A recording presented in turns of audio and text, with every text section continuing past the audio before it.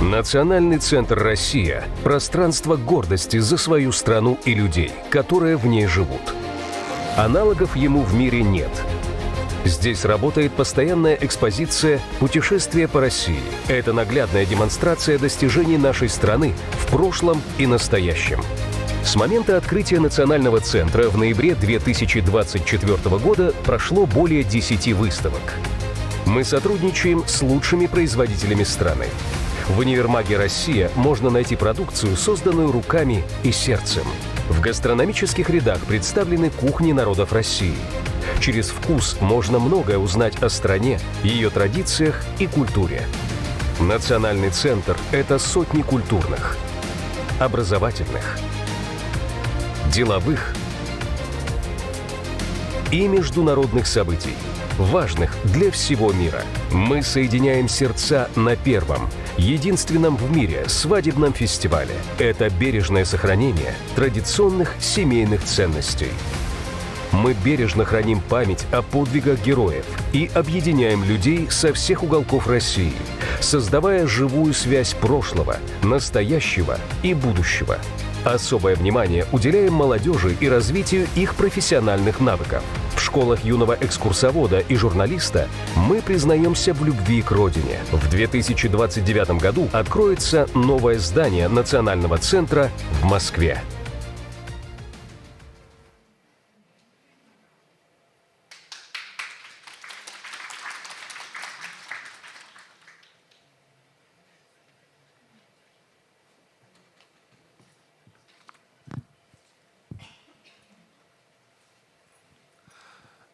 Добрый день, уважаемые коллеги, дорогие друзья. Я рад вас всех приветствовать в Национальном центре России и на нашей секции, посвященной высоким технологиям в географии от школы до практики и современных исследований.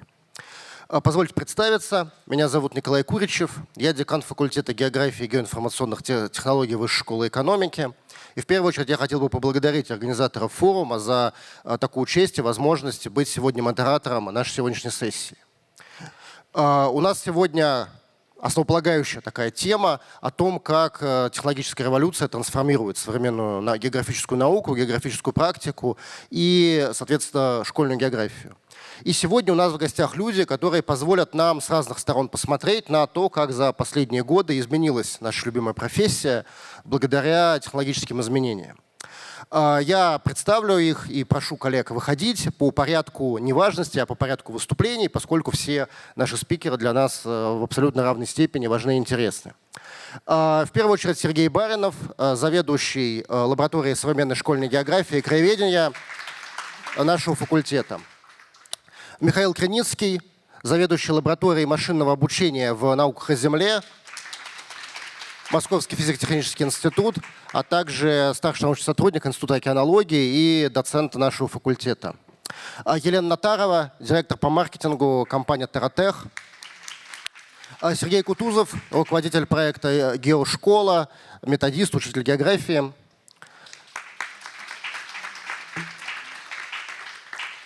И Анна Астахова, учитель географии, школа поколения, город Волгоград.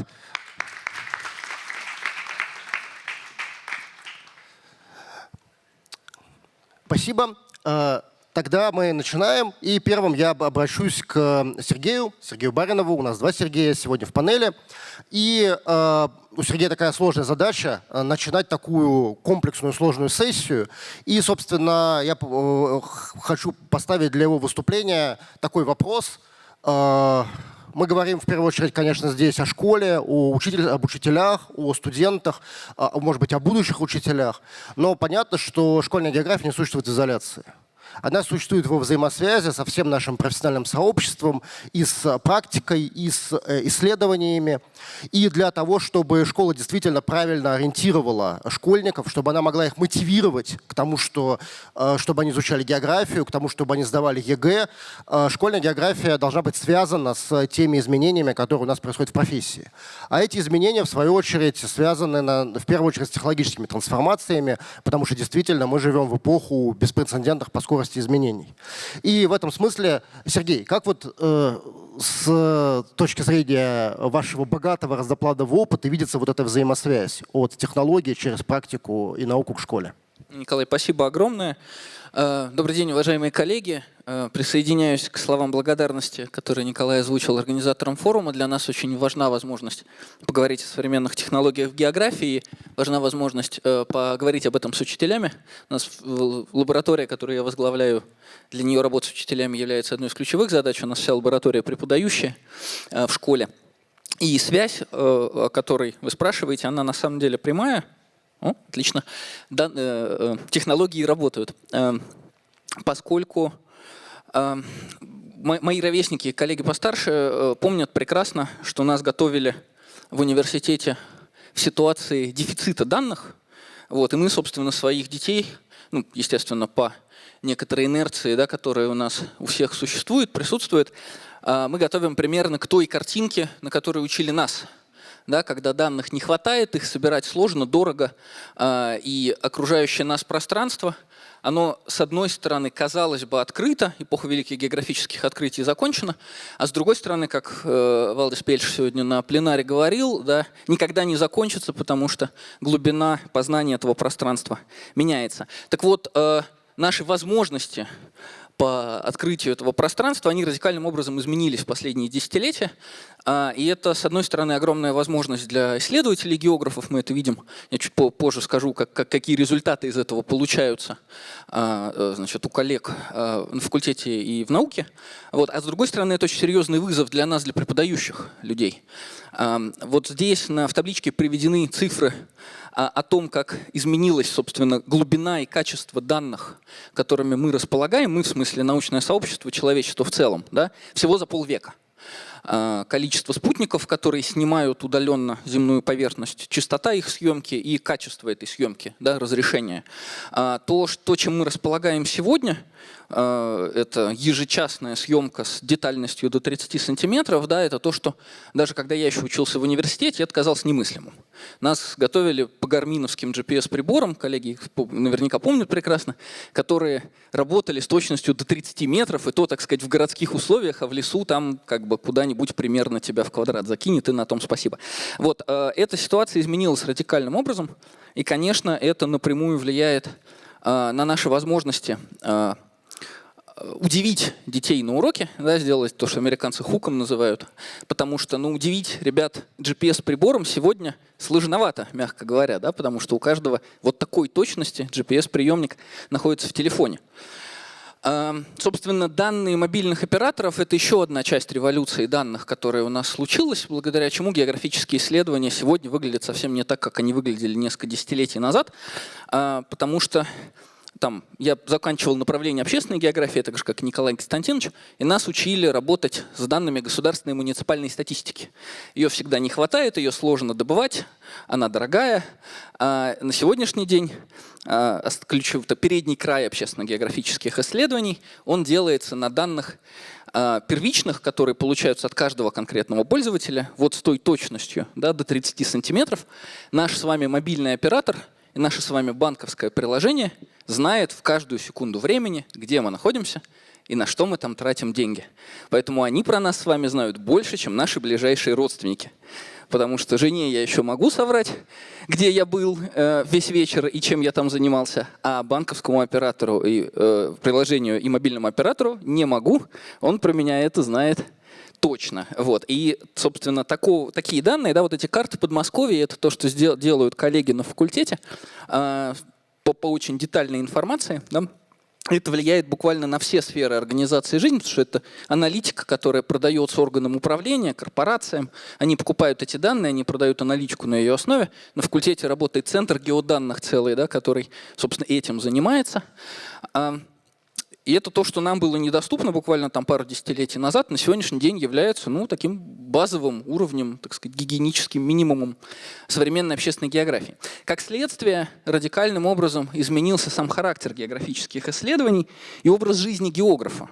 Да, там, когда я заканчивал университет, я точно совершенно понимал, что когда я встречался со своими первыми учениками, тем из них, кто интересовался географией, я их честно должен был на старте предупредить, что, ребят, если вы войдете в эту воду, то она выглядит вот так. Палатки, экспедиции, полевая жизнь. А на сегодняшний день мы честно говорим нашим абитуриентам, мы общаемся, за год через нас проходит около 2000 человек, конечно, далеко не все из них к нам поступают. Вот.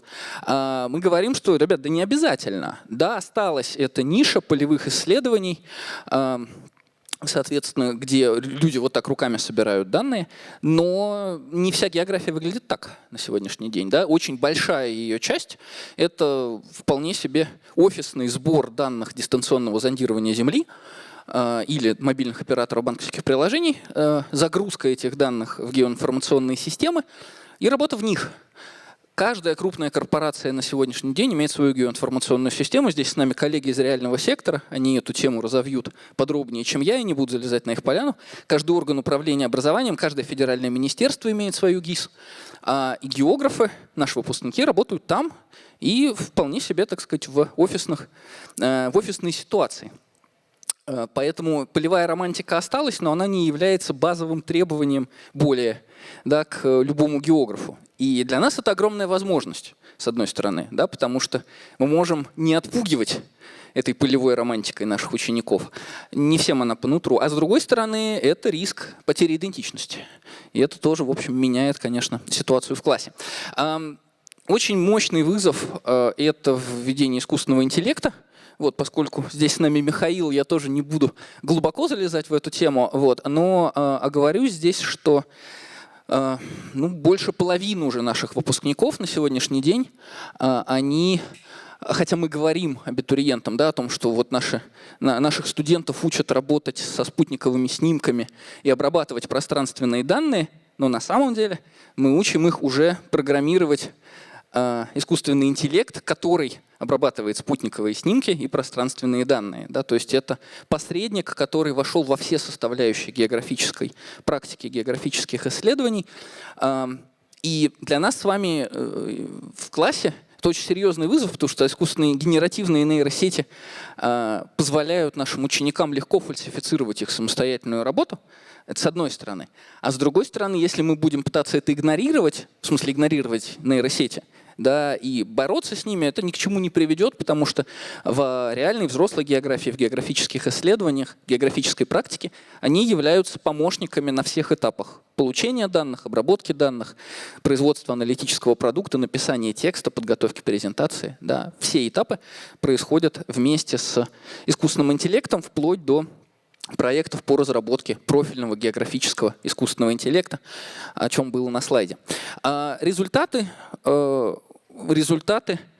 использования всех этих технологических возможностей выглядят для меня, честно, эмоционально шокирующе, да, потому что вот это один из примеров, здесь будет пара буквально из многочисленных исследований, которые делают коллеги на факультете. Вот один из примеров, да, это откартирована вся страна, баланс углеродных единиц в ее лесах, то есть, грубо говоря, какой запас переработки углекислого газа, да, какой запас мощностей в российских лесах остался. Вот все леса всей страны таким образом проанализированы с точностью до квадратиков 500 на 500 метров. Это то, что 10-15 лет назад казалось абсолютно невозможным. Да, на сегодняшний день вот это наша реальность. Эти работы, которыми занимаются коллеги, да, они выполняются по заказам крупных корпораций, органов управления. Пример, который делал Центр природно-климатического прогнозирования, буквально в прошлом году открытый на факультете, для Сахалина, составление климатического риск-профиля территории, где вот все эти технологические новшества с моделированием, использованием искусственного интеллекта, большими данными, все они применяются.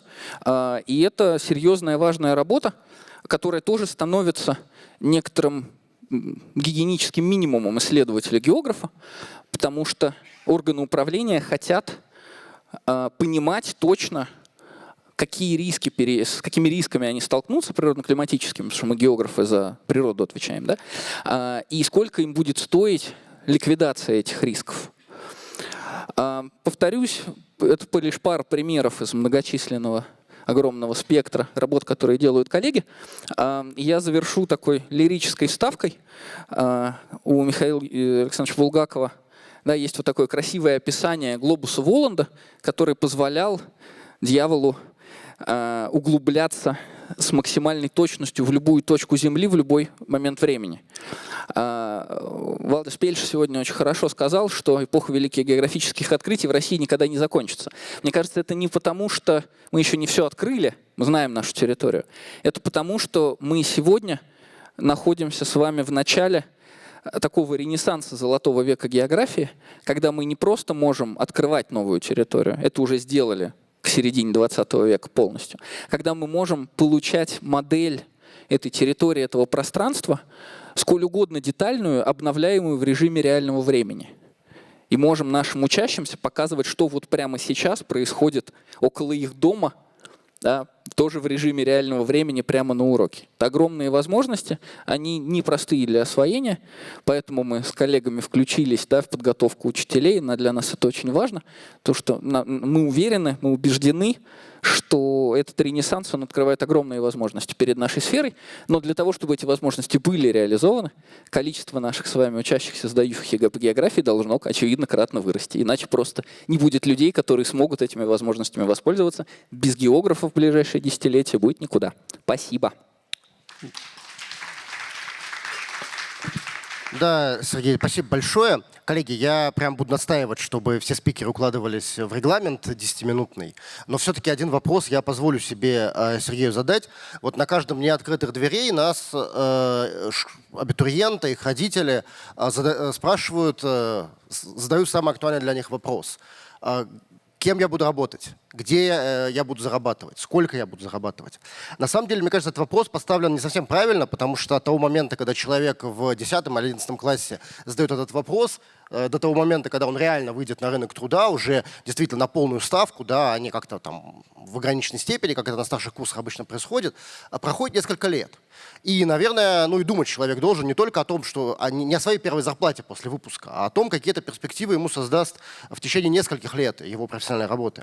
И вот в этом плане, учитывая все сказанное, какие компетенции наиболее востребованы будут через, может быть, 5-10 лет? На чем мы должны сосредоточить свои усилия, начиная с мотивации старшеклассников и уже продолжая, собственно, высшим образованием? Спасибо большое. Да, я согласен с базовым тезисом. У меня на первом курсе был лектор, которая говорила: сначала найдите то, чем вам интересно заниматься, потом того, кто будет вам за это платить. К счастью, у географов сегодня нет реальной проблемы найти того, кто будет за это платить. У нас практически тотально весь 4-й курс работает. При этом мы видим, да, что работодатели от географов ожидают действительно некоторый набор специфических компетенций. Во-первых, это специфические жесткие навыки, это работа в профильном софте, в геоинформационных системах и в программных пакетах, которые позволяют в них работать. QGIS, ArcGIS и далее по списку. Естественно, программирование, в первую очередь Python. Поэтому мы здесь очень тесно смыкаемся с преподавателями информатики и с IT-сферой в целом. И это очень хороший момент для агитации наших с вами учащихся, да, потому что то, что человек идет в географию, сегодня открывает ему коридор в IT, который в моде у наших родителей и наших школьников. Все бредят, чтобы дети были айтишниками, так же, как 10 лет назад бредили, чтобы все экономистами были. Да? Вот. И это важно. Да? И среди гибких навыков две вещи, которые очень ждут работодатели от географов. Первое – это аналитические способности, и здесь наша с вами поляна – это связи типа причинно-следствия, на которых построен, в принципе, школьный курс географии, если мы не увлекаемся фактологией и изучением номенклатуры, которая никому из работодателей, увы, не нужна, вот, то связи типа причинно-следствия, по каким причинам на этой территории происходит вот это явление, да, они очень востребованы. Вторая вещь, которая очень востребована, но здесь на уроках нам немножко сложнее, хотя разнообразие форм преподавания, групповых, дискуссионных и так далее позволяет ее развить, это способность говорить на языках разных сфер. Географы — единственные люди, которые к диплому сохраняют способность понять и технарей, и айтишников, и, естественно, научных ребят, и гуманитариев. Все остальные к концу вуза разговаривают только на языке своей сферы. А поскольку большинство прикладных рабочих проектов на сегодняшний день междисциплинарны, то руководителю команды нужно быть способным говорить на языке разных сфер. И поэтому, собственно, географов ценят как тимлидов. То есть руководителей проектных разработок, руководителей групп на сегодняшний день. Вот эти три вещи, специфические наши программные приложения, причинно-следственные связи, аналитика и способность понять и природу, и технические дисциплины, и социум, они являются для работодателей ключевыми. Да, спасибо большое. А мы переходим к следующему нашему спикеру, к Михаилу. И фокус его выступления – это именно искусственный интеллект в географии. Михаил, я вот вопрос так поставлю. Искусственный интеллект – это технология широкого применения, которая, естественно, сейчас внедряется во всех сферах жизни, и география тут не исключение. Но, наверное, есть какая-то специфика именно искусственного интеллекта в науках о Земле, в географии, и ваша научная деятельность в первую очередь на это упор делает. Вот расскажите нам об этом. Чем мы здесь отличаемся от других коллег, которые тоже внедряют вот эти вот инструменты?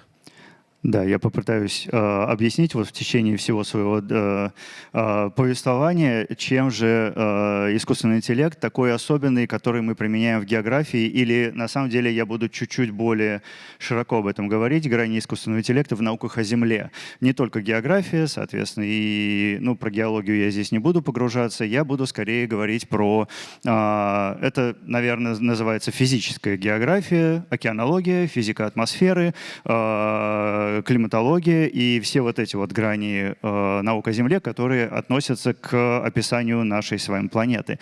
Здесь действительно нужно упомянуть, что вот это вот все направление развития специфических приложений и специфического рода применения искусственного интеллекта именно в таких, вот в этой вот сфере, в науках о Земле, оно в конечном итоге привело меня там к организации своей лаборатории, к чтению нескольких курсов разных университетов, включая вот Высшую школу экономики, которые посвящены именно этому, получается, не настолько узкому предмету применения искусственного интеллекта на науках о Земле.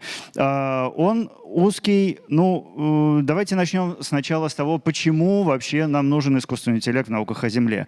Вот здесь вот, вслед за предыдущим оратором, я повторюсь, что сейчас науки о Земле, географические науки и науки о Земле в целом, они характерны совершенно бешеным темпом набора модельных данных и исходных данных, то есть данных наблюдений. Вот конкретно здесь, по данным уже не настолько свежим, какие-то вон аж 4-летней давности, здесь сведения о том, каков объем данных, которые хранятся, вот, например, на хранилищах Европейского центра среднесрочных прогнозов. Это только океан и атмосфера, соответственно, это, вообще-то говоря, здесь даже спутниковые данные не учитываются. Это 690 петабайт. Это, я даже не знаю, каким образом это материализовать в количествах жестких дисков, которые там 20-терабайтные, но это огромный склад. Вот здесь, например, показана вот на этой картинке, как хранятся эти данные. Соответственно, вот у хранилища данных НАСА это больше там 128 петабайт. Или, например, хранилище данных Коперникус, которое в основном специализируется на данных модельных, это в основном океан и атмосфера. Но вот, соответственно, посмотрите, это 80 петабайт, и все это, и с каждым годом этот объем данных растет. Соответственно, возвращаясь, например, к спутниковым данным. Спутниковые данные — это у нас по данным Европейского центра среднесрочных прогнозов темп прироста количества хранимых данных, которые вот снимаются со спутников, это 290 терабайт в сутки. Это больше, чем хранилище всей моей лаборатории в сутки. Соответственно, это совершенно колоссальный объем данных, и все это просто говорит о том, что и при условии, что количество спутниковых инструментов, оно будет только расти. Посмотрите, ну, вроде бы как, слава богу, мы на линейную какую-то прогрессию вышли, да, вроде бы уже не экспоненциальная, но количество спутниковых инструментов будет только расти. Места в околоземном пространстве пока что еще достаточно, чтобы наращивать спутниковые группировки. Соответственно, О чем это все говорит? Это говорит о том, что у нас науки о Земле и география в целом — это сейчас науки о данных. Это очень редко науки о полевых измерениях, о полевых наблюдениях. Хотя это тоже так, но в основном это сейчас науки о данных. И в этом месте человек не способен обработать такие массивы данных самостоятельно, даже с применением каких-то там простых программ. Требуется какой-то совершенно новый уровень интеллектуальной обработки таких данных. Выявление зависимостей, которые мы сейчас уже не можем самостоятельно какими-то своими экспертными усилиями выявить или попытаться аппроксимировать. Сейчас полностью меняется парадигма исследования. Мы исследуем, вот буквально сегодня у меня защищались 2 магистра. Они показывали работы, в которых мы показываем методологию исследования, проведения исследования с применением искусственного интеллекта. Здесь я немножечко оговорюсь. Искусственный интеллект здесь я имею в виду не тот, который вот это вот диалоговый, да, не только тот, который диалоговый, который текстовый, который мы сейчас все называем искусственным интеллектом, там Яндекс.GPT, это Алиса, или там Гигачат, который от Сбера. Я имею в виду искусственный интеллект всех родов, ну, совсем-совсем формальная линейная регрессия — это тоже искусственный интеллект, но давайте так. Достаточно продвинутые модели искусственного интеллекта, которые способны выявлять скрытые закономерности в данных. Вот о таком я говорю. И который дальше способен их моделировать. Соответственно, вот здесь вот на этой схеме очень-очень условно свое понимание я изложил того, какого рода задачи искусственный интеллект сейчас может решать на данных наук о Земле. Вот буквально 1 минуту потратим на это. Соответственно, в правой части, для вас правая часть, это задачи, которые решаются, ну вот, например, примеры продемонстрировал предыдущий оратор. Это скучные задачи для нас, для исследователей, я от фундаментальной науки. Это скучные задачи, которые нужно дойти от точки А в точку Б. И я знаю, что есть точка А, есть точка Б, я знаю, каково должно быть решение задачи, и мне нужно узнать только конкретные цифры. Соответственно, за это платят деньги, за это привлекают специалистов из нашей области, ну, например, там, компании реального сектора экономики. Вот. А в левой части это интересные задачи, за которые деньги платит только государство, но вот здесь вот все самое интересное. Это исследовательские задачи, в которых искусственный интеллект применяется в качестве исследовательского инструмента. И вот в качестве простых примеров это грань первая — применение искусственного интеллекта. Мы что умеем делать? Это автоматизировать или анализировать наблюдения. Я сейчас покажу примеры. Давайте посмотрим. Ну, например, вот в науках о Земле нужно посчитать поголовье, конкретно это белухи в Белом море. Да? Что посчитать и отследить. Вот сейчас, может быть, даже... Давайте чуть-чуть подождем. Что значит отследить? Если нам нужно отследить закономерности какие-то в природе, не обязательно с белухами, может быть, какие-то неодушевленные у нас, в смысле, не из фауны объекты тоже какие-то закономерности проявляют. Мы должны там, ну, например, отследить что-то и посмотреть, каким образом, ну, например, в данном случае мы сейчас строим модель, которая будет моделировать социальное взаимодействие вот конкретно между этими животными. Это возможно сейчас только с применением искусственного интеллекта при обработке большого количества вот таких вот снимков, вот таких вот видеозаписей. Дальше, ну, самый простой пример — это обнаружение вот таких вот, это называется междумасштабные конвективные системы. Соответственно, это самый простой пример, который мы можем показать. Вот нейросети делают вот такое, обнаруживают междумасштабные конвективные системы в атмосфере по спутниковым данным. Этих данных сейчас вот конкретно в нашем распоряжении там, с 2002 года по настоящее время. И, наконец-то, с применением вот искусственного интеллекта мы можем накопить такую статистику, которая позволяет нам говорить о том, повышается количество этих объектов, не повышается, у нас климат меняется, как-то меняется поведение этих объектов или нет. Ну, карту Бартолева здесь уже показывали, я, наверное, тогда еще пропущу. И вторая грань — это моделирование уже. То есть прогноз погоды все знают, он обычно делается вычислительным образом, но сейчас на первую, вот на такую, на фронтир выходит именно применение искусственного интеллекта в моделировании погоды и моделировании климата. С климатом все посложнее, потому что это, вообще-то говоря, не детерминированные прогнозы. А вот с погодой намного все проще. И сейчас есть порядка 10 моделей искусственного интеллекта, буквально в течение года появится наша собственная, которые умеют прогнозировать погоду. Более того, вот на службе Европейского центра среднесрочных прогнозов поставлена уже вот эта вот AIFS, то есть система, основанная исключительно на нейросетях. Там нет вообще никакой гидродинамики. Соответственно, здесь можно говорить, что в ваших айфонах, если у кого-то там айфоны есть, прогноз вот сейчас генерируется именно нейросетью, то есть искусственным интеллектом.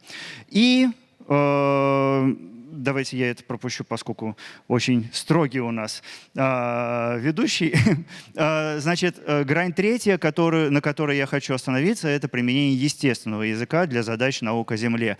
Здесь очень многие задачи можно решать, которые были недоступны до сих пор. То есть это поиск текстовых свидетельств климатических и метеорологических событий.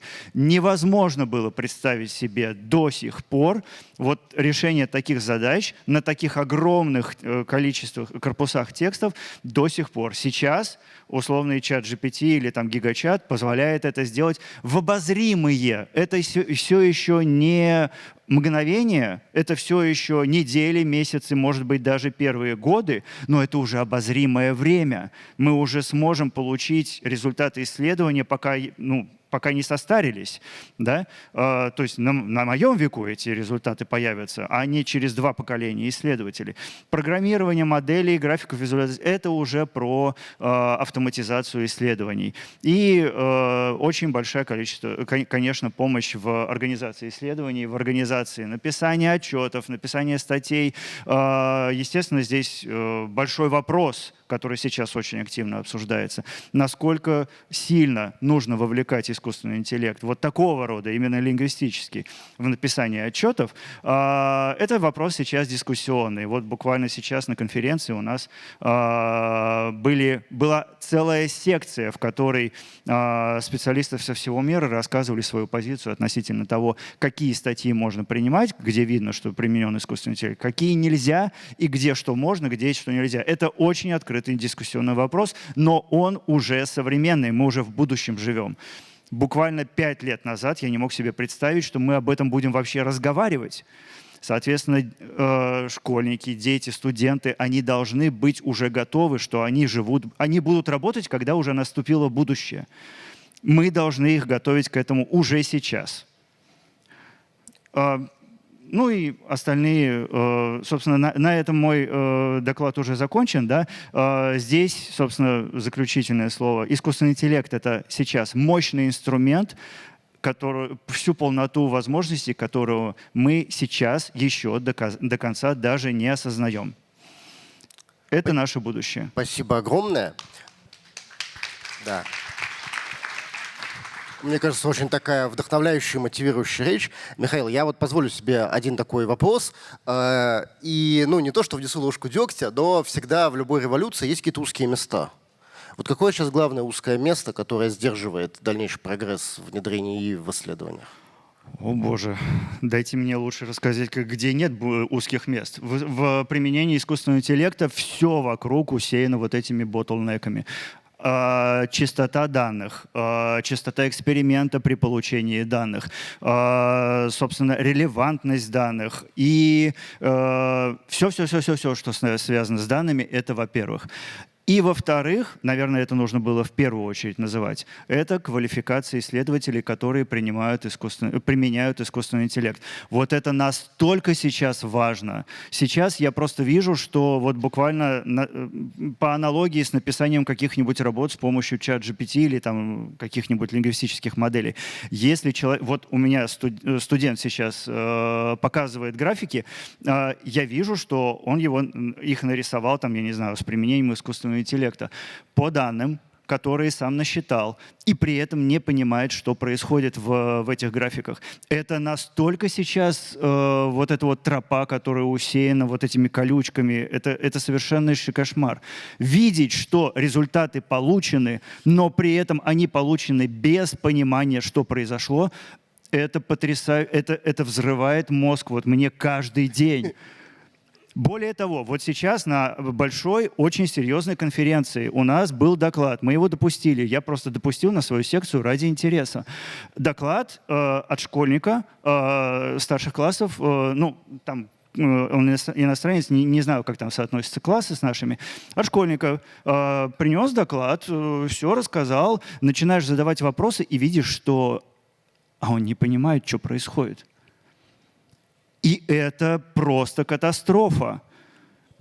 В этом месте я готов согласиться с тем, что в школе и в университете я, может быть, даже рассмотрю возможность запрета использования искусственного интеллекта. То есть я, который учу пользоваться им, и учу своих сотрудников и студентов, чтобы они его там разрабатывали, я готов рассмотреть возможность запретить им пользоваться, ну, в момент обучения.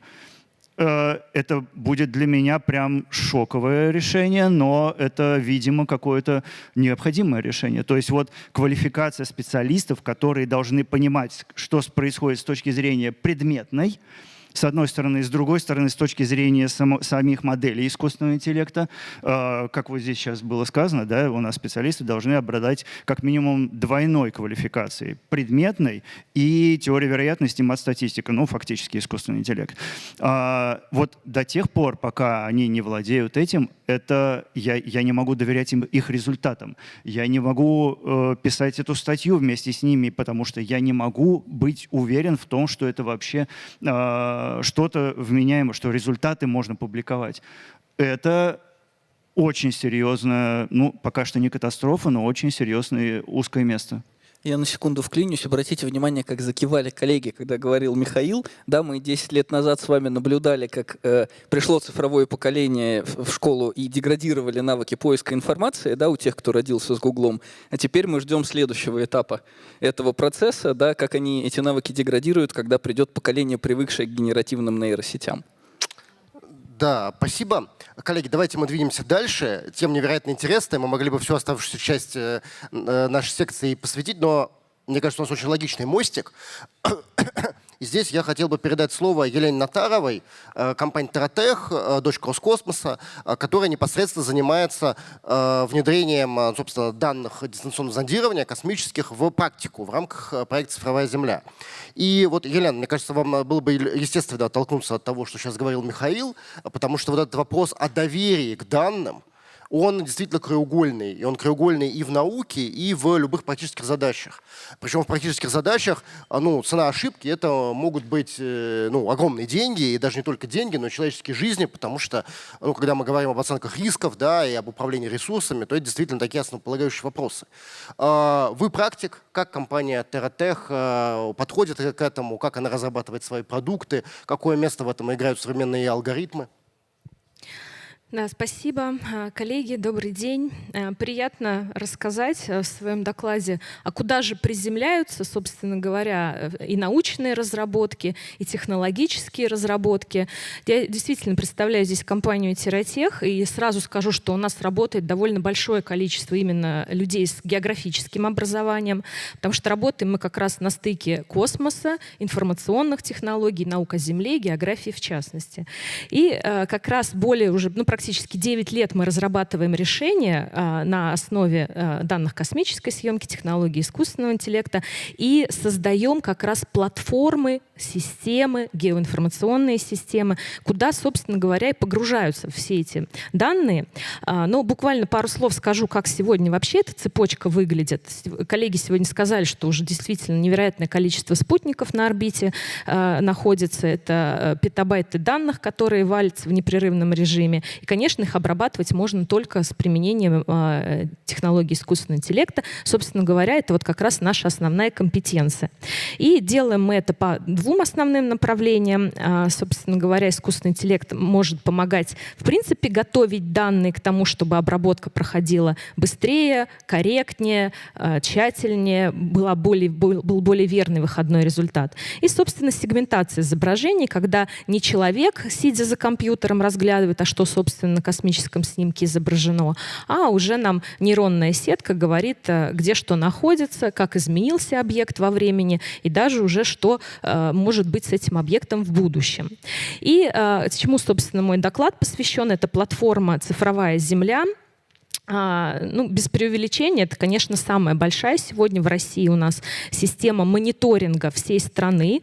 Как раз это система, где объединяется и, собственно, географическая наука с информационными технологиями для того, чтобы передавать всю информацию о том, как развиваются у нас процессы на Земле, с территориями, с природными ресурсами для наших регионов Российской Федерации. То есть сегодня, благодаря реализации не побоюсь такого космического, инфраструктурного и географического, безусловно, проекта «Цифровая Земля», у нас все 89 субъектов Российской Федерации сегодня имеют доступ к вот такой геоаналитической информации.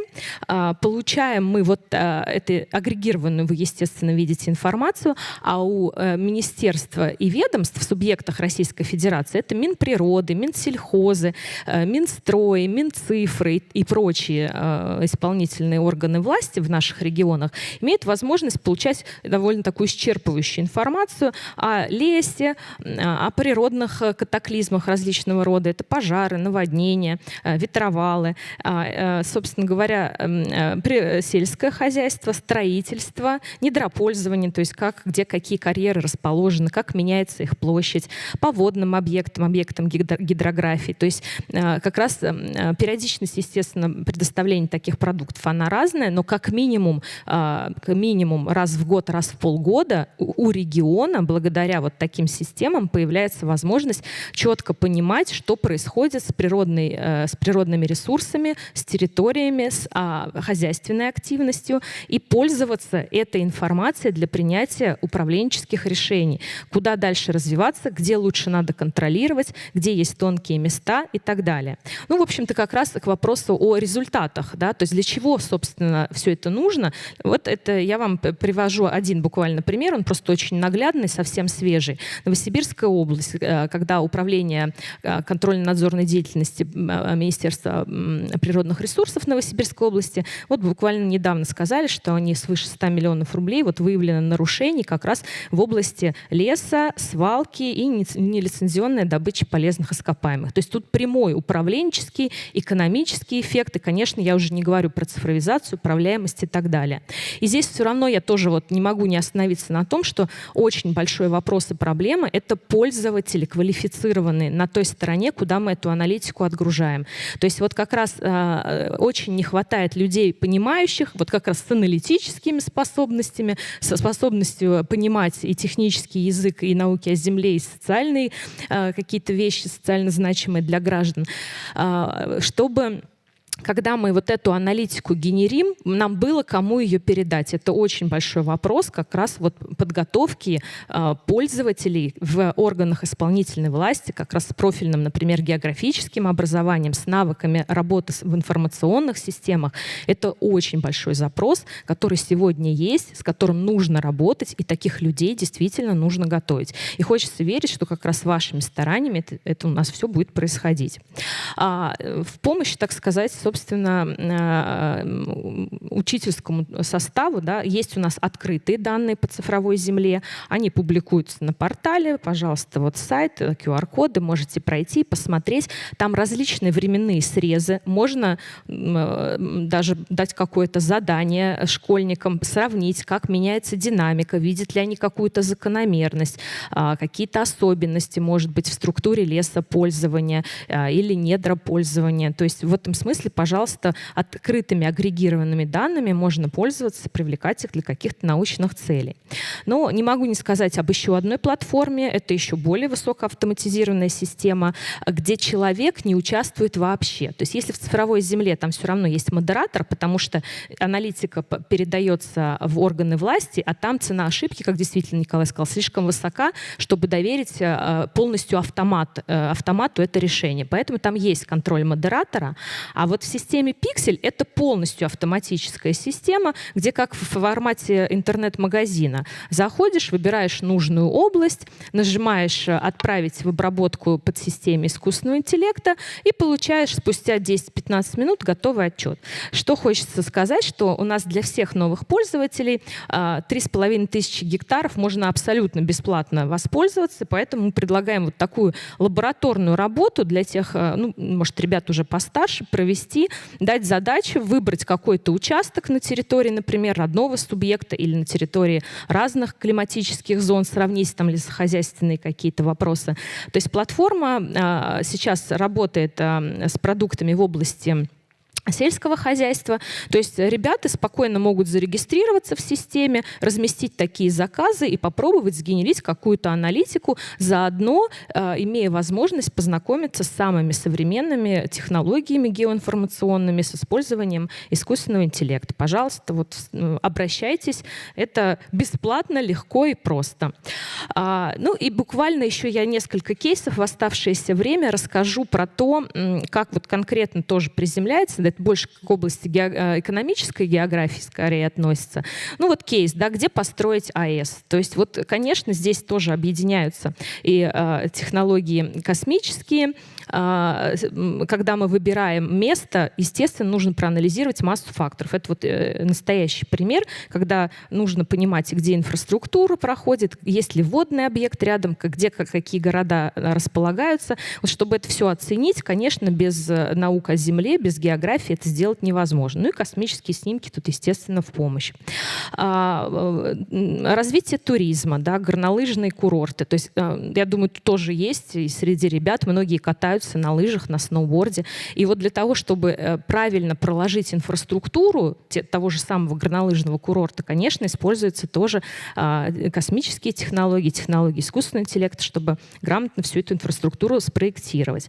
А вот тоже интересный кейс. Самые зеленые города нашей страны. Я думаю, у нас тут собралась, судя по расписанному баннеру в холле, очень большое количество представителей разных регионов. Вот можно посмотреть и увидеть, какие самые зеленые города, какие менее зеленые города. Найдите, пожалуйста, свой город, есть ли он там. Это 16 именно зеленых мегаполисов.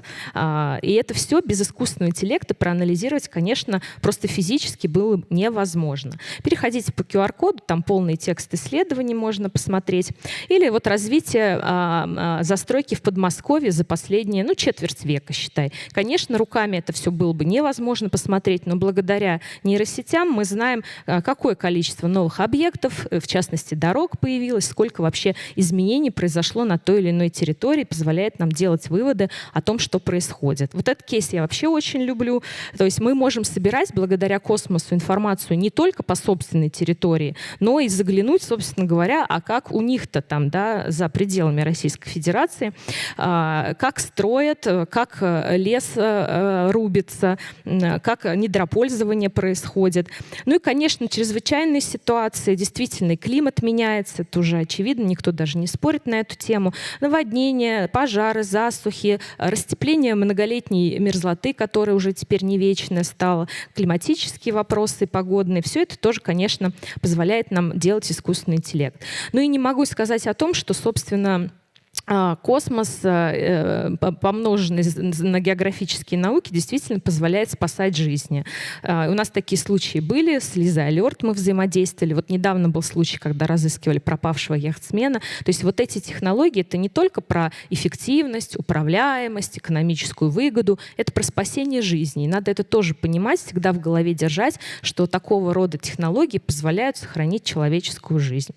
Здесь не буду останавливаться долго про то, что, опять же, можно страховые случаи проверять или проверять по космосу. Действительно, коллеги уже сегодня... Да, заканчиваю. Последние слайды буквально.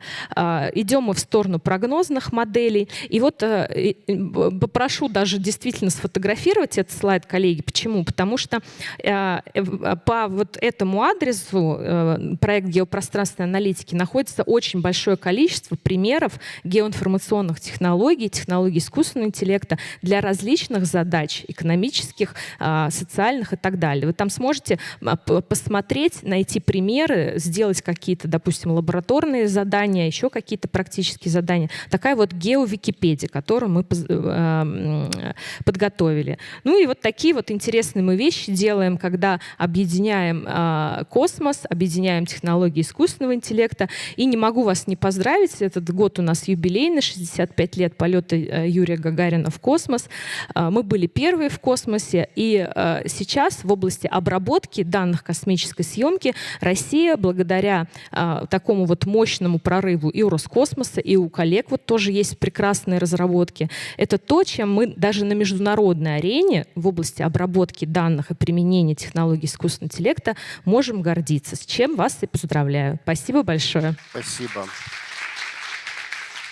Да, у нас прям увлеченные спикеры, которые прям горят своим делом. Елена, я вот такой вопрос задам вам. У меня, как у модератора, задача задавать провокационные вопросы. Мы тут с одной компанией общались, и они говорили нам примерно следующее, что вот приходят к нам люди, предлагают нам вот решение, основанное на ИИ, на космической съемке, и говорят, что они нам могут вот некоторый проект за 8 минут обсчитать. Какой проект, рассказывать не буду, да не так это и важно. Мы говорим, да, давайте мы с вами хотя бы соглашение подпишем о неразглашении данных, NDA. И подписываем мы его с юридическими службами 4 месяца. У вас большой опыт именно реализации проектов с компаниями, основанных на вот такого рода решениях. Как вам видится, какое главное узкое место? Оно в доверии к данным, о котором нам вот Михаил говорил. Оно в самом инструментарии, его возможностях. Оно в понимании на стороне потенциального пользователя. Или в правовых каких-то моментах. Или у нас сама среда, в которой работает у нас бизнес и госорганы, она не готова. Может быть, мы вот видим все это, а органов, чтобы работать с такой скоростью, мы еще не отрастили. Вот по вашему опыту, где здесь ключевое ограничение? Как обычно, везде. Тоже поддержу предыдущего спикера, где их нет, очень сложно сказать. Но первое, о чем бы я точно сказала, это нормативно-правовое поле. То есть в Российской Федерации на текущий момент применение таких технологий не является обязательным. Да? То есть это на добровольной основе.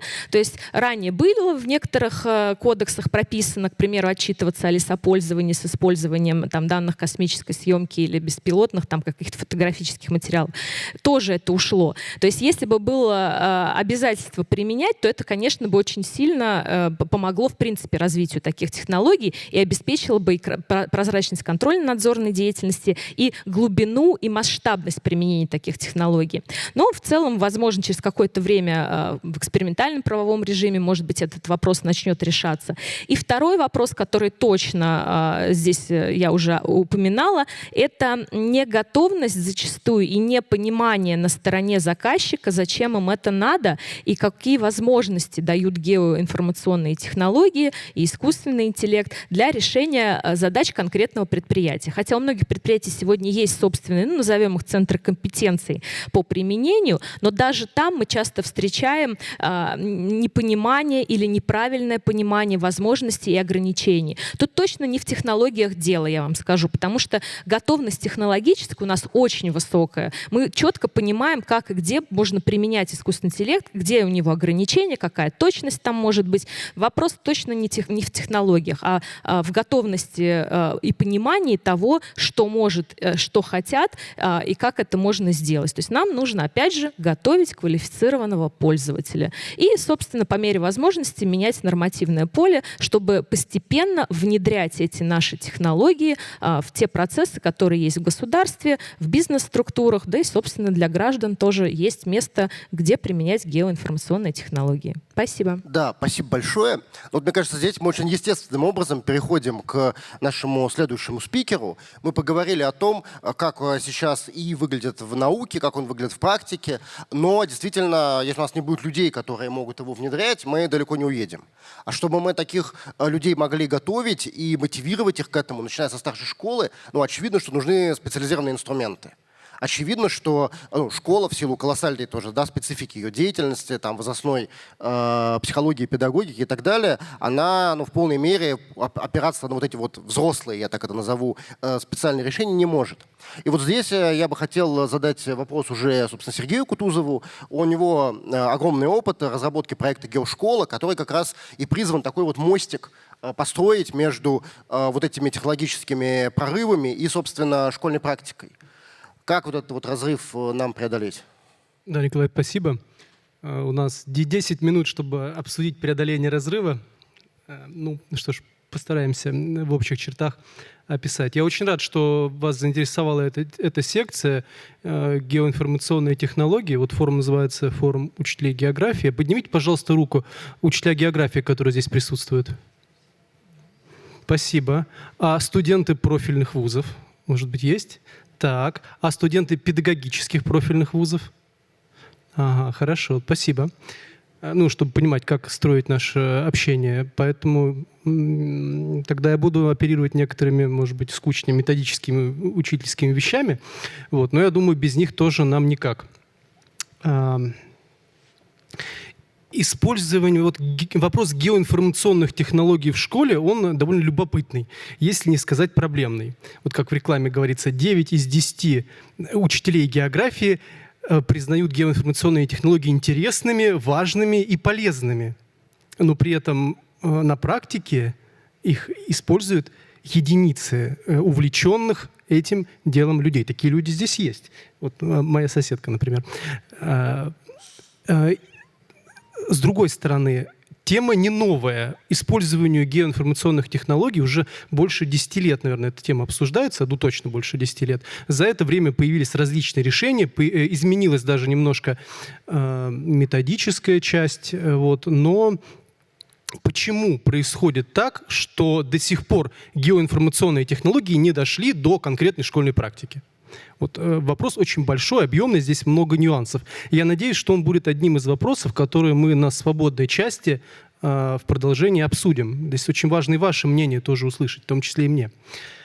За это время, вот за эти 10 лет, даже больше, как внимание этому вопросу уделяется среди географической и педагогической общественности, технологии шагнули далеко вперед.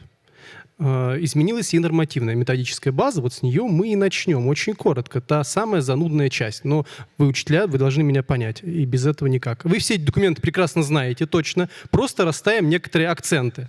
Вот как мы, как учителя географии, должны применять геоинформационные технологии в школе, да? Ну, хочется понимать. Эта информация содержится в федеральной рабочей программе, и для основного общего образования 5-9 класс очень коротко там сказано о геоинформационных технологиях. По сути, это один пункт о том, что в 5 классе при изучении темы географические карты мы должны познакомить школьников с понятием геоинформационных систем и каким-то образом объяснить, как они работают для решения реальных задач. Все, 5 класс, все. При этом, ну, я понимаю, 5-6 класс еще рано, наверное, лезть в геоинформационные системы, но кажется, что в 8 и 9 классе при изучении географии России у детей появляются уже и определенные навыки, и возраст лучше соответствует, а главное, данные появляются, которыми можно в каком-то там объеме до школы оперировать. Но тем не менее. Идем дальше. География старшей школы, 10-11 класс, базовый уровень. Уже появляется чуть больше информации.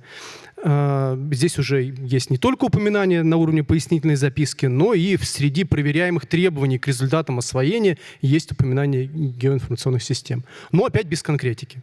Да? Ну, с другой стороны, хорошо. Мы, как учителя, можем сами определять формы, методы, форматы работы. Это замечательно. Углубленный уровень, да, как сегодня правильно сказали, что есть программа, да, есть проблемы с реализацией этой программы некоторые, и здесь уже есть конкретика. Нам говорят, что есть темы, в которых есть практические работы, которые рекомендуют нам реализовывать с использованием геоинформационных систем. Вот, по крайней мере, 3 такие работы. Более того, в ФРП углубленного уровня есть пункт, в котором содержатся проверяемые на ЕГЭ требования к результатам освоения образовательной программы. Ну, оно здесь звучит общее, там использовать различные источники географической информации, в том числе геоинформационные системы. Ну, вы знаете, что задания с ГИС пока на ЕГЭ нет, но потенциально, судя по пункту этому, оно там может быть, вот среди прочих источников может появиться. То есть мы видим достаточно, ну, как бы ограниченное, да, особенно в 5-9 классе, использование различных инструментов, связанных с геоинформационными системами.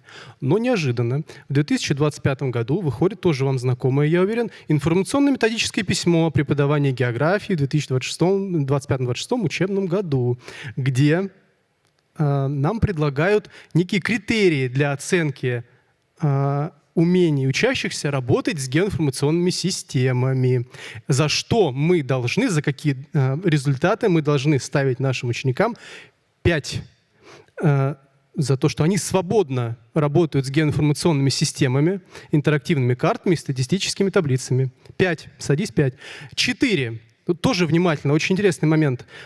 Если учащийся работает с большинством изученных ГИС, это интересно, значит, ГИС должна быть не одна, а несколько, и с большинством из них работают достаточно уверенно. Ну вот оценка 2 ставится, если учащийся не работает с геоинформационными системами. Какие оценки мы должны ставить нашим ученикам? Ну, понятно, что методические рекомендации, они на той рекомендации, что они не заставляют нас следовать вот тому, что там написано. Это для нас же сделано, для нашей пользы, для учителей географии. Но, тем не менее, тенденция заметна. Это одно из самых последних упоминаний использования ГИС в школьной практике, и вот сразу такая детализация. Очень любопытно и интересно. Ну, вот мы уже видим здесь проблему, разрыв между желаемым и реальностью, да, о том, что мы хотим использовать, даже уже нам рекомендуют использовать, но использовать широко не получается. Почему? Есть масса разных вопросов, и методическая составляющая, и нормативная составляющая. Здесь, кстати, есть интересный пункт, тоже можем его обсудить потом. И сами геоинформационные системы. Поэтому следующий пункт посвятим именно геоинформационным системам. Какая должна быть современная геоинформационная система для школ, чтобы мы ее начали использовать или применять. Как я говорил, вы сами прекрасно знаете, что технологии шагнули далеко вперед, инструментов очень много, различных, все они имеют свои плюсы и минусы. Поэтому я сравнивать их сейчас не буду. Я расскажу о том проекте, собственно говоря, очень коротко, о платформе «Геошкола», которую мы создаем на основе профессиональной веб-ГИС-платформы. Что мы хотели сделать конкретно?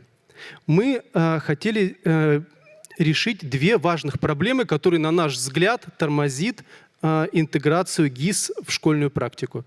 Первое – это баланс между функциональностью и сложностью, ну или простотой систем. Удобством для использования неподготовленным пользователям, потому что использовать ее будут не ГИС-специалисты, не географы опытные, а учителя и школьники даже. Это важный момент. Вторая часть, не менее важная на самом деле, потому что создать конструктор или ГИС-платформу и не дать в ней контент и какие-то материалы, которыми нужно оперировать, это очень уменьшает возможность использования. Поэтому мы хотели предложить максимально возможные ресурсы, готовые материалы, с которыми учителя смогут работать. Несколько важных моментов про карты. Значит, кроме конструктора карт и школьный ГИС, у нас есть 60 готовых тематических карт по географии России. Природа, население, хозяйство, все как по программе. Есть несколько ключевых особенностей на этих картах. Да, каждый важный объект на карте – это объект с атрибутами. Вот на карте это значок месторождения, а на интерактивной карте это возможность добавить информацию об этом объекте. Объем запасов, объем добычи, регион нахождения, не знаю, добывающая компания. И все эти данные могут фильтроваться для выполнения определенных учебных задач. Следующий момент – это разные уровни изучения темы. Вот над этой картой почв наши коллеги постарались. На варианте слева почвенные экологические зоны, на которых все закономерности видно, в общем-то. Вот она зональность почв в европейской части России и Западной Сибири. Справа вариант детальный, на который можно изучать почвы, например, своего региона. Сергей, меньше минуты. Если можно, в пределах 2 минут. Да, безусловно. Возможность оперировать слоями. Все интерактивные карты многослойные. И вот здесь замечательный момент. Когда проверял готовую карту, включил слой распространения сахарной свеклы, возделывания сахарной свеклы и размещение заводов по производству сахара, и они совпали. Ну, живое воплощение той закономерности, о которой мы говорим на уроке. Отлично, карта, значит, соответствует. Либо теория, либо практика. В общем, все сошлось. Еще важный момент. В число инструментов для использования на уроке – это готовые демонстрации по карте. Для того, чтобы не переключать слои во время урока, можно просто запустить демонстрацию, и здесь фильтрация, выбор слоев и дополнительные комментарии, а также фото основных объектов будут как бы раскрывать карту постепенно. Мы знаем, много школьных карт сложные, особенно комплексные карты районов. Там не то, что школьнику, учителю не просто разобраться с самого начала. Здесь мы можем посмотреть на эту карту послойно. Да, у нас в 2025-2026 учебном году проводилась апробация, и учителя использовали эту платформу. И по QR-коду есть ролик об использовании платформы «Геошкола», ну, собственно, в образовательной практике. Наш замечательный коллега Даниил Олегович Перхулов, который, кстати, здесь находится. Даниил, спасибо еще раз большое,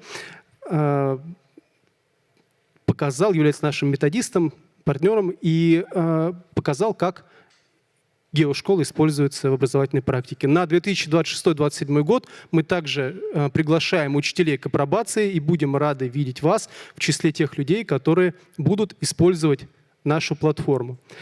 Вы можете подать заявку на участие в апробации на весь следующий учебный год на сайте по форме заявки или написать мне на почту или там, в доступных мессенджерах. Мы с вами договоримся, у вас будет возможность использовать платформу в своей работе. Я надеюсь, что таким образом геоинформационные системы будут ближе к школьной практике, чем они есть сейчас. Спасибо большое. Да, спасибо огромное. Сергей, вот тоже такой вопрос я сформулирую. Смотрите, вот ваша платформа, она действительно очень перспективна в том плане, что она позволяет снизить барьер входа, да? Она позволяет сделать вот этот инструментарий более наглядным и для школьника, и для учителя. Но все же, инструмент все-таки не очень простой. Вы предлагаете вот этот вот инструмент участия в апробации, да, и некой поддержки, там, консультации и так далее. Наверное, есть какие-то инструменты обучения работе с этой платформой. Вот если, мне кажется, это нашей аудитории должно быть интересно, в первую очередь преподавателям, расскажите, может быть, об этом подробнее. Как людям максимально эффективно приобщиться? Ну, наверное, самым простым способом, таким комплексным, будет участие в курсе обучаемом, который, кстати, мы планируем на конец сентября, 21 сентября планируем старт совместно с Высшей школой экономики, где расскажем о том, как пользоваться готовыми картами и, что не менее важно, создавать свои собственные карты со всеми инструментариями и возможностями, которые есть на платформе. Спасибо. Коллеги, ну и мы переходим к нашему заключительному спикеру, Анна Астахова. Анна Астахова, ну как и Сергей, практикующий учитель и прекрасно понимает вот этот вот барьер, да, и барьер не столько и технологический, сколько ментальный. Школьники все-таки привыкли воспринимать карту как картинку и заставить их воспринимать ее иначе, да, как вот слои данных, как, собственно, рабочий инструмент, с помощью которого можно решать те или иные задачи. Это не так просто может быть. Наверное, для этого нужны какие-то особые педагогические приемы, может быть, игровые. И вот о них я бы попросил Анну рассказать по ее личному опыту. Спасибо большое. Знаете, все в наших руках. То есть, когда звенит звонок, закрывается дверь, ты и ученики. Все. А дальше уже все зависит от учителя, как он себя покажет и что он будет использовать на уроке. И у меня была такая возможность. Сегодня я хотела бы поговорить о том, какие вызовы я поставила для себя в этом году. Мы живем в реальности, где информация доступна в один клик, карты есть в каждом телефоне, навигация стала давно частью повседневной жизни, но при этом возникает парадокс. Наши ученики постоянно пользуются такими картами, но при этом слабо ориентируются в пространстве и, конечно же, не связывают вообще карту Яндекс.Карту с уроком географии, вообще разная пропасть. И, конечно, современные дети другие, они привыкли к интерактивности, выбирают, они запоминают, и важно, они мыслят через действие. И мой вызов как учителя географии связать урок с практикой, где эти знания он будет использовать. Как превратить знания карты в инструмент мышления и действия. На мой взгляд, подходы к географии должны быть деятельностными и исследовательскими. Ученик выбирает, строит, объясняет, анализирует, ошибается, делает выводы, обосновывает решения, снова ошибается и творит, воображает, создает, но главное, мыслит и действует. И фотографии с моих уроков. И главное, в этом году у меня появился еще один инструмент, который позволил мне выстроить уроки, ориентированные на современного ученика, того, кто учится не для оценки, а учится, потому что ему интересно, он хочет узнать что-то новое и использовать. В этом году, благодаря курсу от Высшей школы экономики, что я безмерно благодарна, у меня открылись новые инструменты, и ГИС-технология в данном моем случае соединила фундаментальные географические знания с актуальным вопросом здесь и сейчас. И использование ГИС превращает карту в один из важнейших источников географического познания и статистического изображения в инструмент мышления и действия. Такое видео я сняла для вас, как мы работаем, небольшое, но ученики реальные, компьютерный класс реальный, и карты все реальные. Здесь я хотела бы рассказать о том, после того, как я прошла курсы Высшей школы экономики, я решила, почему бы и не попробовать, и выбрала среду обучения Evergis, потому что это интерактивная среда, то есть мы можем завести большое количество аккаунтов для ребят, я вижу их работу, они видят мою работу. Работа с реальными геоданными, и для ребенка, поверьте, 7 класса уже это оказалось достаточно просто. Мы прошли обучение за один урок. Ну и бесплатная платформа. 7 класс — это страноведение, и самая простая интересная тема — это достопримечательности. Можно, пожалуйста, видео? Я подготовила то, что мы с ребятами сделали. Изначально в апреле у меня оставались материки Южная Америка, Северная Америка, Евразия. Я подгрузила реальные данные с достопримечательностями. Первая задача была для ребят построить свой маршрут, используя аэропорт, порт и реки. Все, кстати, данные взяла с портала школы экономики. И ребята начинали строить маршруты, использовали свои инструменты. И вот что у них получилось, хочу показать вам. В данном случае 400087 — это индекс нашей школы, поэтому все карты вы можете найти в пространстве. И Тимофей и Максим решили пойти по-другому, и они, наверное, вначале меня не дослушали и решили, что они хотят путешествовать по улицам. Поверьте, я их не могла оторвать от компьютера, им очень нравилось строить маршрут, они не завершили задание, но посмотрите, какой подробный маршрут от статуи Христа Спасителя до Сахарной головы они построили. То есть они действительно побывали в Южной Америке. Они действительно это сделали благодаря уроку географии. Следующая уже карта у нас была с Северной Америкой. И мои такие любимчики, они вообще просто в восторге от этой всей системы. Решили, задание было построить по уже нескольким странам, то есть они уже пользуются атласом достаточно уверенно. И здесь, обратите внимание, уже они выбирают визуальный ряд, то есть задание не было прописано. Вот черная с красным линия, и также дает возможность измерять маршруты. То есть ребята строили на карте маршруты, а потом мы на уроке уже в реальном времени измеряли, у кого получился длиннее. На самом деле очень весело. И бывают, да, неточности, но вот как, например, на этом примере я ребятам задала вопрос, когда мы начали изменять масштаб карты, говорю, а что дальше, почему вы не доплыли? Они говорят, мы возьмем лодку и поплывем. Я говорю, ну, обязательно, это важно. И уже когда мы переходим к материку, к завершающему по программе Евразия, уже было задание более сложное. Необходимо построить было несколько маршрутов по разным климатическим поясам, по разным природным зонам, по разным странам. И вот как пример одной работы. Но, конечно, ребята говорили, а почему вот нет каких-то на карте России еще достопримечательностей, но здесь тоже важно было не перегрузить информацией. И мне очень понравилась работа ребят. Девочки решили, что все дороги, сейчас она появится, все дороги должны идти из Волгограда. Ну, конечно, откуда путешествовать? Они прям поставили точку нашей школы и начали свой маршрут по разным территориям. На самом деле работа была очень увлекательная, и ребята поняли, ну, как в процессе им было очень интересно, что урок географии превращается в такую вроде как игру, но они узнают что-то новое и используют реальные данные.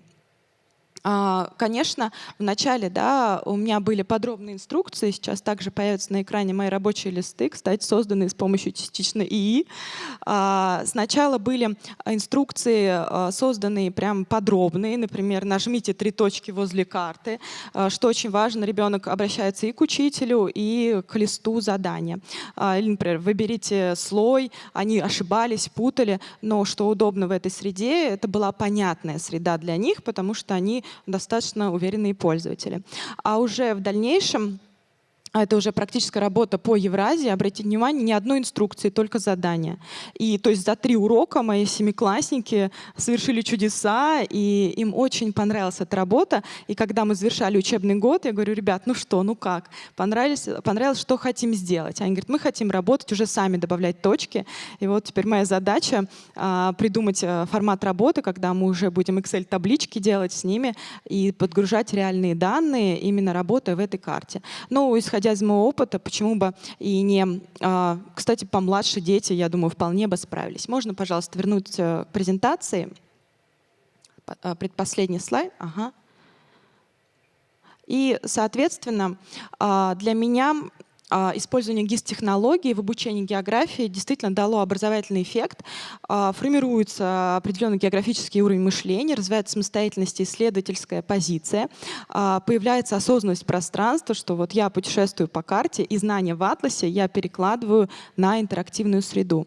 И, конечно, работа с картой перестает быть механическим процессом и превращается в осмысленную деятельность. Конечно, есть риски. Важно было для меня не перегрузить именно технологии. То есть не научить четко работать в EverGIS, да, а для меня было важно, чтобы ребенок через географию познал этот мир. Ну и, конечно, возможности безусловные. Это, конечно, соединение теории и практики, это работа с реальными данными и, конечно, развитие навыков 21 века, анализ, выбор и принятие решения. Важно, что сегодня дети, которые приходят к нам в класс, им 13 лет, а вот что будет дальше, через 10 лет, мы не знаем, и мы должны научить как бы их этому. И в данном случае для меня это было важным шагом. Сегодня ГИС — это не просто современный инструмент, а востребованный, по-настоящему эффективный подход, и который делает географию живой, понятной и значимой для ученика. И, как оказалось на моей практике, достаточно простой. Главное — желание и главный инструмент — себя научить, а потом уже можно выходить в класс и ребятам показывать, что все возможно. И действительно, моих географов становится все больше. Я также веду в профильных классах. И сегодня в 9 классе выбирают ОГЭ у меня ребята не потому, что это такой просто предмет, который надо сдать, а действительно им интересно, и они хотят свою жизнь связать с географией. Спасибо большое. Спасибо огромное. Присоединяюсь к аплодисментам.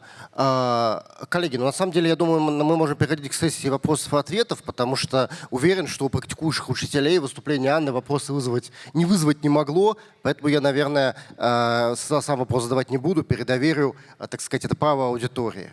Поднимите, пожалуйста, руки, кто хотел бы задать вопрос. Да, давайте, можно все поднимут руки, кто хотел бы задать вопрос, кому бы то ни было из спикеров, чтобы мы поняли, сколько у нас в целом потенциальных вопросов. 1, 2, 3, 4. Ну, давайте тогда 5. Ну, вот попробуем всех охватить. Да, пожалуйста. Спасибо большое за выступление. Вообще очень все понравилось. Но возник вопрос первый, наверное, я думаю, что у многих. Для того, чтобы мы давали и, скажем так, на рынок труда выпускали людей, которые умели бы работать с этими системами, мы сами должны уметь работать с этими системами. А мы не умеем. Где этому научиться? То есть я так понимаю, что есть курсы высшей школы экономики уже, да? Да, курсы. Тогда когда они будут? Спасибо огромное. Вопрос супер актуальный. Они платные или нет? Да, они платные, к сожалению. Вышка не позволяет делать неплатные курсы. ВУЗ на них зарабатывает, очевидно, соответственно. Но поскольку мы с самого начала нашей деятельности лаборатория открылась в 2024 году, мы молодые совсем, мы понимали, что, как вы справедливо совершенно говорите, да, вход в технологическую революцию без подготовки – дело неблагодарное, вот, то, собственно, у нас прошли уже 3 набора курса, на которых училась Анна, да, который сделал прекрасный методист Николай Золотов, он, кстати, в зале. Вот, спасибо, Коля, что пришел. Да, давайте поаплодируем. Да. И мы обязательно повторим через паузу, да, эту программу. И сейчас мы запускаем новую программу с Сергеем Кутузовым. Да, этот курс разработан, он запустится 21 сентября. Набор на него откроется с середины августа. Мы понимаем, что на лето все, так сказать, выдохнут немножко после учебного года, да, и больше чем за месяц до старта откроем, можно будет спокойно зарегистрироваться. Поэтому приходите, вот, безусловно, повышение квалификации мы будем продолжать, это ключевая история. Спасибо большое. Но я бы, знаете, еще от себя добавил, абсолютно, это все правильно, о чем говорит Сергей, но на самом деле сейчас вот эти технологические изменения происходят с такой скоростью, что не то что учителя, но и преподаватели университетов и исследователи тоже не успевают удерживаться на этом технологическом фронтире. Я вот не знаю, может быть, Михаил у нас только успевает из наших спикеров, но в целом это почти невозможно, потому что это как со скоростью света просто это удаляется, но это не значит, что этого не надо делать. Надо, и нам всем нужно будет учиться постоянно и непрерывно, потому что никаким разовым курсом эта проблема не решится. К тому моменту, когда мы в сентябре его будем проводить, уже что-нибудь изменится, выкатят какие-нибудь очередные релизы моделей или GeoEE у нас еще какие-нибудь шаги вперед сделает. Поэтому это, видимо, будет теперь непрерывным процессом. Сейчас, можно прокомментирую? Угу. Да, конечно, школа может вас направить, и вы сами можете прийти, обе схемы работают, все организационно, все в этом смысле в ВУЗе отработано, работает как часы, просто разные виды договора, да, и все. Да, конечно, можем просто после сессии обменяться контактами, мы все проведем, это все бесплатно. И семинары у нас ежемесячно, вебинары проводятся для открытые, да, к ним можно подключаться. Осенью обязательно будет конференция для учителей, мы каждый год проводим геослет. В прошлом году он был в формате хакатона, в этом году мы его сделаем академической конференцией, но там обязательно соберемся и эти вопросы будем обсуждать. Секция ГИС у нас, естественно, ключевая, вот, поэтому приходите, будем рады. Мой секрет, он еще у Льюиса Кэрролла описан. Чтобы стоять на месте, нужно очень-очень быстро бежать. Точно. Алиса в зеркале. Да. Коллеги, давайте тогда следующий вопрос. Если я не ошибаюсь, ваш вопрос задали. Давайте тогда Да, Николай. Добрый день. У меня вопрос к Елене. Есть очень классная олимпиада НТИ, и там есть трек «Анализ космоснимков и геопространственных данных».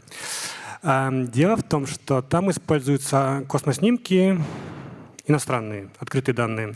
Вопрос, стоит ли нам ждать отечественное решение, потому что вы сказали про какие-то уже обработанные варианты данных, а вот что-то чистое, на чем можно было уже поработать, у нас планируется? Понятно, что высокое разрешение ждать не приходится по понятным причинам, но хотя бы какие-то данные открытые появятся ли в ближайшем будущем? Спасибо. те решения, которые я показывала, да, сегодня, цифровая Земля, Пиксель, они работают и на отечественных космических снимках, и на зарубежных открытых данных.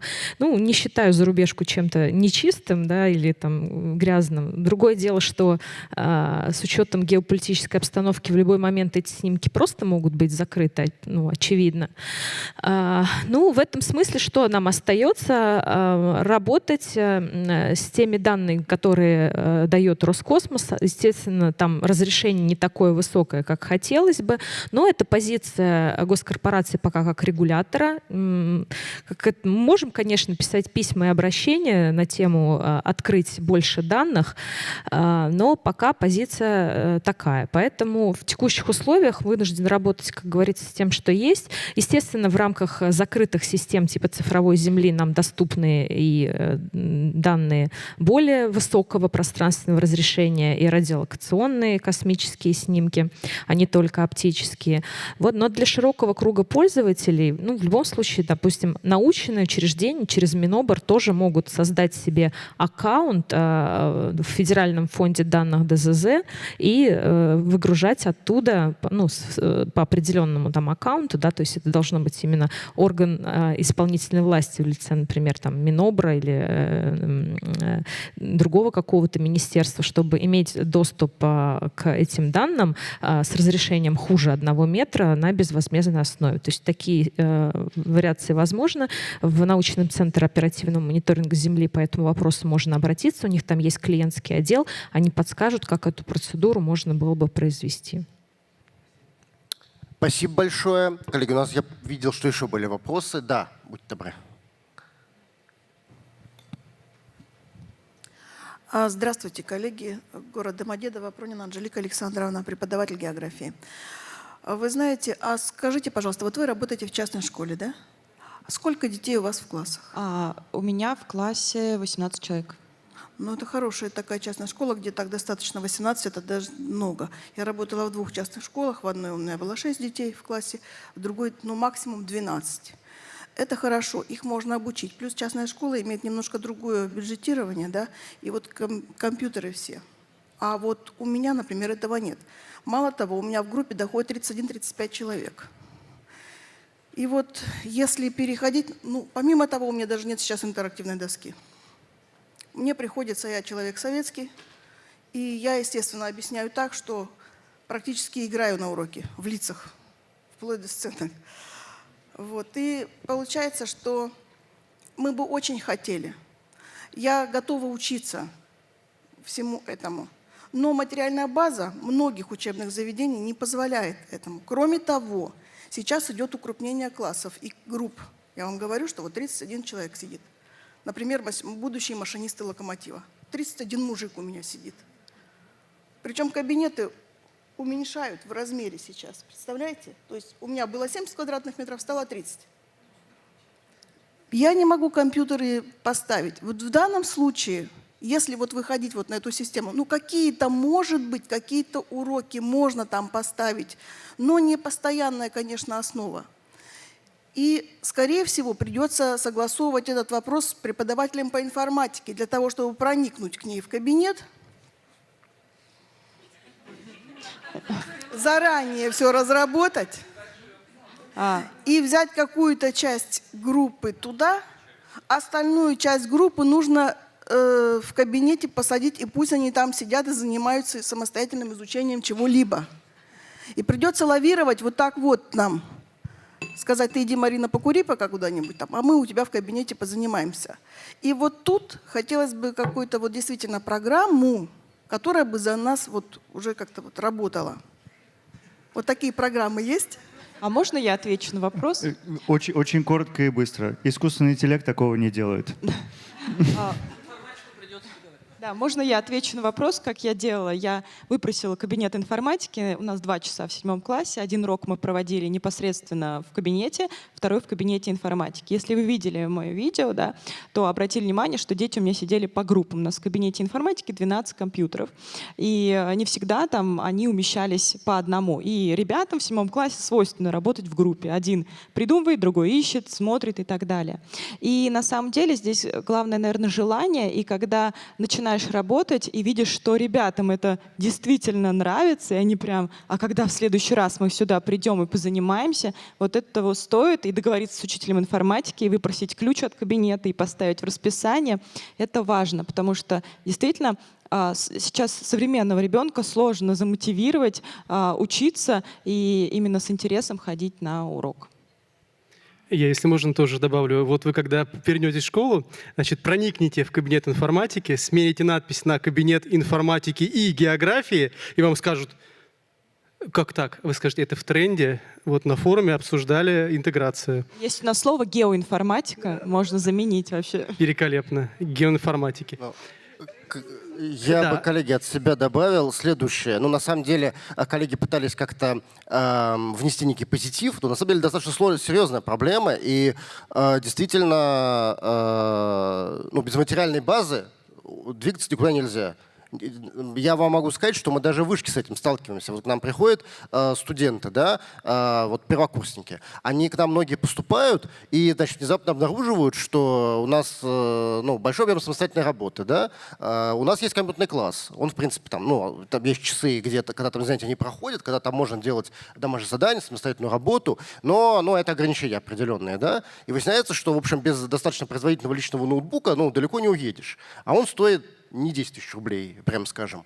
Но есть тут как бы узкое место, по-разному наши студенты из этого выходят. И на самом деле, мне кажется, что мы здесь должны ставить вопрос о том, что вот такое вот обеспечение должно на самом деле часть стать у нормативной базы. Вот у Сергея очень правильно вот эти все документы цитировались. Они, конечно, безмерно унылым языком написаны многие, но тем не менее читать их надо. Потому что у наших коллег, физиков, химиков, биологов, да, в школьной программе есть практические работы. Если вы спросите учителей соответствующих предметов, они тоже исполнят арию на тему того, как там много проблем, как там не хватает каких-то приборов, то, что там недостаточно какая-то программа, но она есть.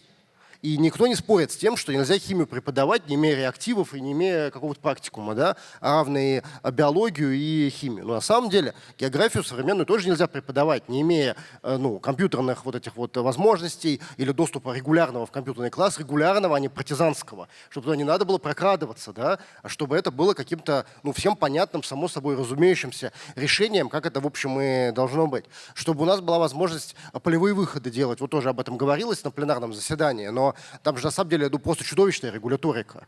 Она такая, что вывести школьников в лес, да, или в какую-то экспедицию, это очень, сложно, просто опасно для учителя, потому что это ответственность просто на каждом шагу. Мы тоже с этим в более мягкой форме, но сталкиваемся, потому что мы полевые практики проводим, и студентов возим, несем за них ответственность, но они хотя бы почти все совершеннолетние, да, в школе-то мы имеем дело с детьми, которым еще 18 лет не исполнилось, поэтому, на мой взгляд, мы должны говорить о том, и, в общем, это прозвучало даже как-то на пленарном заседании, что вот эти моменты, они должны появиться в сначала нормативной базе. Понятно, что сначала это появится на бумаге, и все будут стонать, что на бумаге есть, а исполнять это нечем, но это уже аргумент, чтобы на следующем шаге поставить вопрос о соответствующем обеспечении, поэтому... в той степени мы не Министерство просвещения, выделить ресурсы не можем, принять нормативку не можем, но ставить вопросы в соответствующем экспертном сообществе мы, конечно, будем.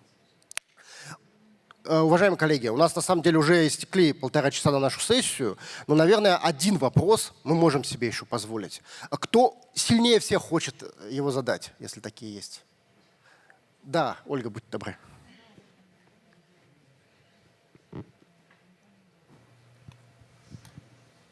Один вопрос, связанный с тем, кто-нибудь знает из вас программу «Дежурный по планете»? Да? Кто знает? Поднимите руку. Не так много людей, просто в этой программе там огромное количество материалов о том, как использовать космическую информацию для решения экологических задач, междисциплинарных задач. Просто все это открыто, тоже можно пользоваться. А для вас могу сказать, что можно использовать, если вы разрешаете использовать телефоны на уроках, и они есть, то там тоже можно много чего придумать, просто на Яндекс.Картах. Потому что мы много проводили смен и в Сириусе, и в разных других, просто использовали Яндекс.Карты и публичную кадастровую карту.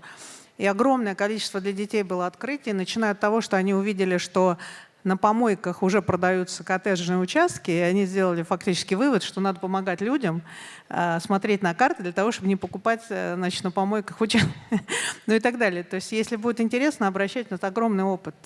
Я прошу прощения, что это не вопрос, но просто хочется поделиться. Спасибо. Да, хорошо, спасибо большое. Уважаемые коллеги, ну вот наша сессия в целом подходит к концу. Я, во-первых, хотел бы вас всех поблагодарить за внимание, за участие. Я знаю, что многие приехали из разных городов нашей страны. Это сейчас не всегда бывает просто, потому что авиасообщение у нас стало такое, не вполне предсказуемое. И на самом деле, мы даже из сегодняшней секции видим, что, с одной стороны, у нас просто колоссальные какие-то невероятные фантастические возможности. И действительно, вот то, что, как вот Михаил Афанасьевич Булгаков нам говорил, Магия у нас сегодня нам доступна, и действительно вот высокие технологии от нее стали почти неотличимы. Это с одной стороны. А с другой стороны, используем мы эти возможности в малой пока степени, потому что инерция мышления, и все люди заняты, загружены, и часто устали, и как-то не хватает сил выделить время и внимание на преодоление этого барьера. Это на всех уровнях так. И мы надеемся, что наша сегодняшняя сессия отчасти способствовала преодолению этого барьера. Мы собирали ее с нашими коллегами, с нашими партнерами. И мне кажется, очень важно то, что к нам сегодня пришли представители и госкорпораций и технологических компаний, и они действительно готовы делиться данными, делиться знаниями, проводить какие-то обучающие мероприятия, вкладываться в это. Это очень важно, и на самом деле мы во многом и миссию своего факультета видим в том, чтобы этим ресурсом, знанием делиться, чтобы не просто мы сидели в башне слоновой кости, пользовались тем, что к нам в сильнейший, мощнейший университет приходят лучшие абитуриенты и наслаждались этим. Мы свою миссию видим в том, чтобы действительно те возможности, которые у нас есть, максимально шерить, максимально делить и через мероприятия, и через обучение, и через те материалы, которые мы готовим, и через наших студентов, которые выходят с наших образовательных программ и идут работать и в практику. И я знаю, что у нас и в школы небольшой, но есть некоторый ручеек. И действительно студенты являются такими евангелистами, апостолами, которые эти знания могут распространять. Ну а наша задача в том, чтобы мы действительно мотивировали наших школьников к изучению географии в первую очередь, а уж потом к выбору ее как профессии. Спасибо вам большое. Надеюсь, это наша не последняя встреча, и на других мероприятиях мы тоже с вами будем пересекаться. Приглашаю вас к участию в наших активностях. Спасибо большое.